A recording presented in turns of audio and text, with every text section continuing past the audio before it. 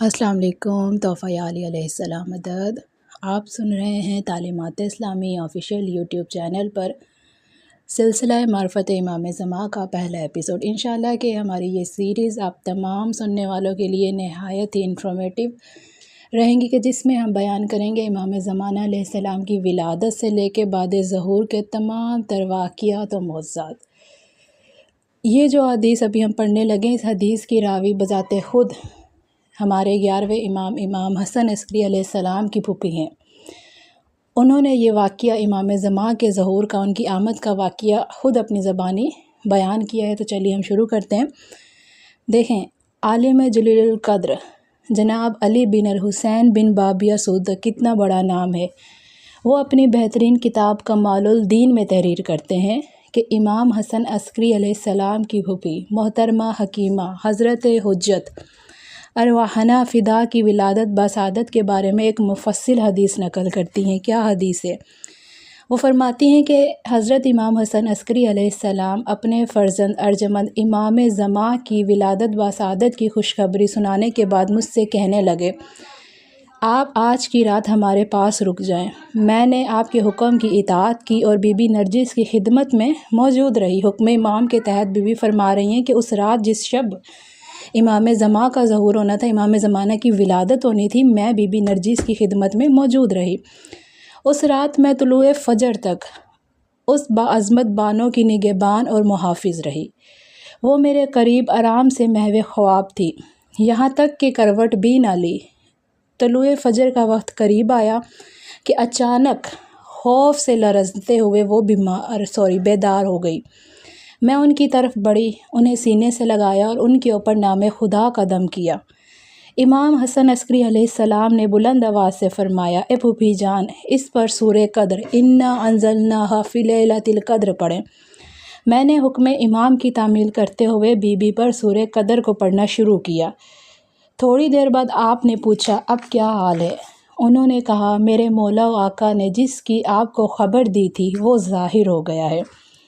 میں اسی طرح سے ہوں جیسے آقا نے فرمایا تھا۔ میں ان پر سورہ قدر پڑھتی رہی۔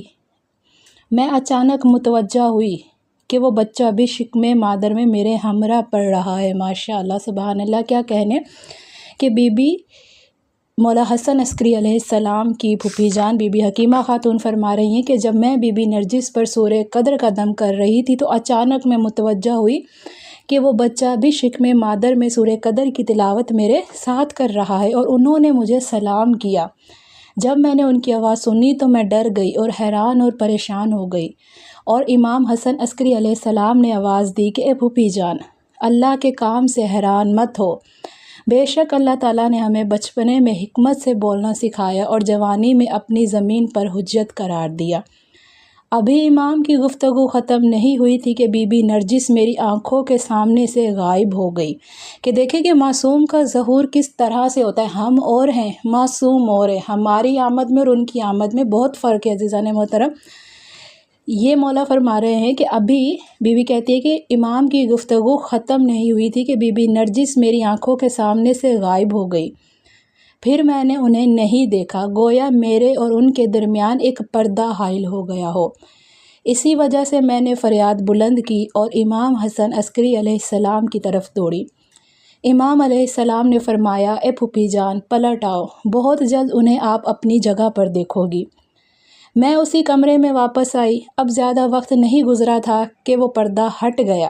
میں نے بی بی نرجس کو دیکھا کہ ان سے ایک نور چمکا، سبحان اللہ، کہ ان سے ایک نور چمکا جس سے میری آنکھیں خیرہ کر دی۔ اس دوران میں نے ایک بچہ دیکھا کہ جس نے سجدے میں سر رکھا ہوا تھا۔ ماشاءاللہ، کیا کہنے کہ بی بی فرماتی ہیں، بی بی حکیمہ خاتون 11ویں امام کی پھوپھی جان کہتی ہیں کہ میں نے ایک نور دیکھا، وہ نور کہ جس نے میری آنکھوں کو خیرہ کر دیا۔ اس دوران میں نے ایک بچہ دیکھا کہ جس نے سجدے میں سر رکھا ہوا ہے۔ جب اس نے سجدے سے سر اٹھایا تو وہ دو زانو ہو کر بیٹھ گیا، کہ جیسے نمازی تشہد میں بیٹھتا ہے، اور انگشت شہادت آسمان کی طرف بلند کرتے ہوئے کہتا ہے، اشہد ان لا الہ الا اللہ وحدہ لا شریک لہ وانا جد محمد رسول خدا وانا اب امیر المومنین، کہ میں گواہی دیتا ہوں کہ اللہ کے سوا کوئی معبود نہیں، وہ یکتا ہے، اس کا کوئی شریک نہیں، اور بے شک میرے جد بزرگوار حضرت محمد رسول خدا پیغمبر اور میرے باپ امیر المومنین علی ہیں۔ یہاں تک کہ اس نے ایک ایک کر کے تمام ائمہ معصومین علیہ السلام کے نام لیے۔ جب اپنے اسم مبارک پر پہنچے تو فرمایا: اے میرے معبود، میرے ساتھ جو وعدہ کیا ہے اسے پورا کر اور میرے امر کو آخر تک پہنچا، میرے قدموں کو ثابت اور استوار رکھ اور میرے وسیلے سے زمین کو عدل و انصاف سے بھر دے۔ انشاءاللہ کہ مزید ہم اپنے اگلے ایپیسوڈ میں بیان کریں گے۔ دعا ہے کہ پروردگار عالم ہمارے امام زمان کا جلد از جلد ظہور فرمائے اور ہمیں بامعرفت اپنے وقت کے حسین کی زیارت کرنا اور نصرت کرنا نصیب ہو۔ اللہم صلی علی محمد و آل محمد وعجل۔